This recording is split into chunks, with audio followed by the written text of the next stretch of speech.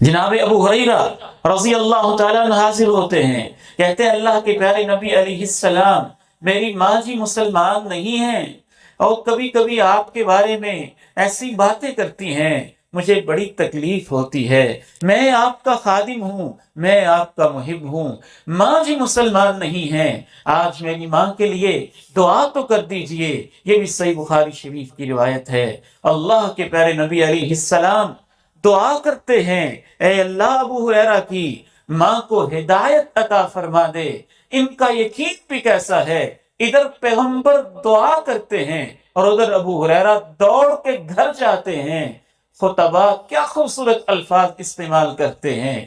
ابو ہریرہ ماں کے پاس بعد میں پہنچتے ہیں، پیغمبر کی دعا عرش پہ پہلے پہنچ جاتی ہے، دروازہ کھٹکھٹاتے ہیں، تمام مسلمان ہو کے نہا کے پیغمبر کے پاس حاضر ہونے کے لیے تیاری کرتی۔